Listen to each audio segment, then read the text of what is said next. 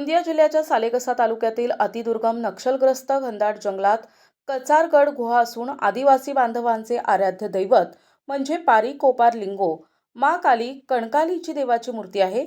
मागील 40 वर्षांपासून या ठिकाणी दरवर्षी माघ पौर्णिमेला यात्रा भरत असते।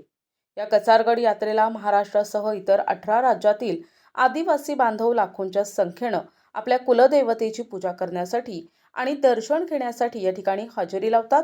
अत्यंत दुर्गम आणि निसर्गाच्या सानिध्यात असलेल्या कचारगड या ठिकाणी ही यात्रा 5 दिवस चालत असते। कचारगडच्या गुफेतूनच आदिवासी बांधवांचा उगम झाला अशी आख्यायिका बोलली जाते। कचारगडमध्ये असलेली गुहा ही निसर्ग निर्मित असून आशिया खंडातील सर्वात मोठी गुहा आहे।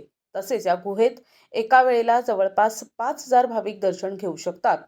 तर आज आदिवासी धर्मगुरू आणि आमदार संजय पुराम यांच्या हस्ते या ठिकाणी ध्वजारोहण करण्यात आले।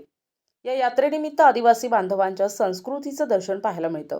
या यात्रेकरता महाराष्ट्र, मध्य प्रदेश, छत्तीसगड, आंध्र प्रदेश, बिहार, ओरिसा, झारखंड, उत्तर प्रदेश, मिझोराम, मेघालय आदी 16 राज्यातून लाखोंच्या संख्येनं आदिवासी भाविक येतात।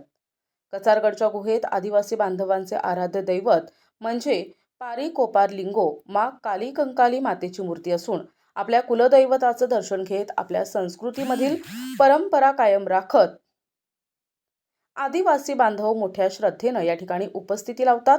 त्याचप्रमाणे विविध राज्यातील विभिन्न आदिवासी बांधव या यात्रेवेळी आपापल्या राज्याच्या परंपरेनुसार आदिवासी नृत्यांचे, संस्कृतींचे सादरीकरण करतात। त्यामुळे संस्कृतीच्या अभ्यासकांसाठी ही यात्रा एक प्रकारची पर्वणीच ठरते। या आदिवासी बांधवांच्या यात्रेदरम्यान आदिवासी समाजातील रोटीबेटीचे व्यवहारही मोठ्या प्रमाणात होत असतात। त्यामुळे या यात्रेला अतिशय महत्त्व असते। कचारगड हा परिसर नक्षलग्रस्त भागात मोडत असल्यामुळे या ठिकाणी होणारी गर्दी पाहता सुरक्षेच्या दृष्टिकोनातून मोठ्या प्रमाणात पोलीस बळ देखील या यात्रेसाठी तैनात करण्यात येते। हे विशेष कचारगडची यात्रा सुरू झाली आहे। आज ध्वजवंदन देखील झालेलं आहे। काय सांगाल यात्रेसंदर्भात? आज यात्रेचा आजचा दुसरा दिवस आहे, जे आपण पारीकोपार लिंगो महाकाली कंकाली देवस्थान कचारगड धन्यगाव रजिस्टर नंबर 264च्या वतीनं या ठिकाणी आम्ही काल तारीख 10 फरवरी 2025 पासून तर 14 फरवरी 2025 पर्यंत 5 दिवसाचं हे आम्ही राष्ट्रीय कोयापुणेम कार्यक्रमाचं आयोजन केलेलं आहे। महापूजेचा कार्यक्रम आयोजित केलेला आहे आणि आजचा हा दुसरा दिवस आहे आणि उद्याचा जो दिवस आहे हा मुख्य महापूजेचा आहे आणि त्यामुळे आजच्यापेक्षा ही उद्याला जास्त गर्दी राहणार आहे। भाविकांची सुद्धा आज म्हणजे रात्रीपर्यंत आणखी संख्या वाढण्याची शक्यता आहे आणि उद्याला त्यापेक्षा आणखी जास्त संख्या राहील। किती राज्यातील जवळपास लोक या ठिकाणी येतात आपल्याकडे? या ठिकाणी आपला जो गोंड समुदाय आहे हा जवळपास 15-16 राज्यातून येतो। म्हणजे या ठिकाणी पश्चिम बंगाल आहे, ओडिशा आहे, झारखंड आहे, मध्य प्रदेश, छत्तीसगड, महाराष्ट्र याप्रमाणे जिथे जिथं आपले हे आदिवासी गोंड समाजाचे जे लोक आहेत ते येतात आणि त्याबरोबर इतर आदिवासीसुद्धा या ठिकाणी आपल्या या गोंडियन संस्कृतीचे दर्शन करण्यासाठी त्या महापूजेमध्ये सहभागी होण्यासाठी येत असतात।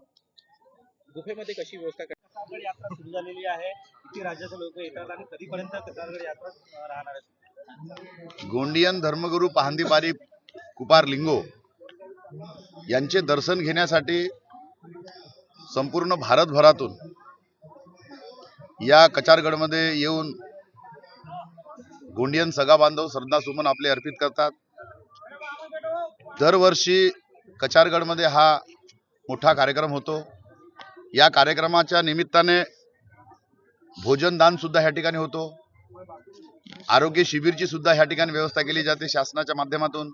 जिल्हा परिषद गोंदियाच्या माध्यमातून पाणी पुरवठा, जिल्हा परिषद गोंदियाच्या माध्यमातून आरोग्य, त्याचप्रमाणे पाटबंधारा विभाग, PWD विभाग, पोलीस विभाग, आदिवासी विकास विभाग या सर्व विभागाकडून या कचारगडच्या यात्रेसाठी मोठ्या प्रमाणात निधी दिली जाते।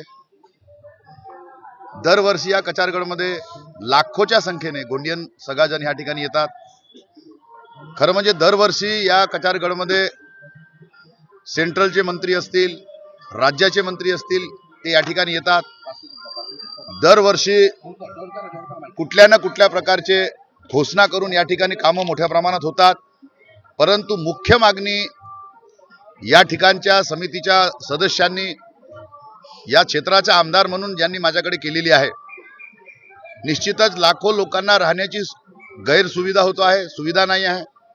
आणि त्याच्यामुळे या कचारगडमध्ये जवळपास 100 कोटी रुपयाची निधी जर उपलब्ध झाली, महिलांसाठी स्वतंत्र इमारत, पुरुषांसाठी स्वतंत्र इमारत, अशा प्रकारे भव्य इमारतीची या ठिकाणी आपण भक्तनिवासची व्यवस्थाच्या दृष्टिकोनातून मागणी आलेली आहे. प्रतिनिधी राधा किसन चुटे, NTV न्यूज मराठी, गोंदिया.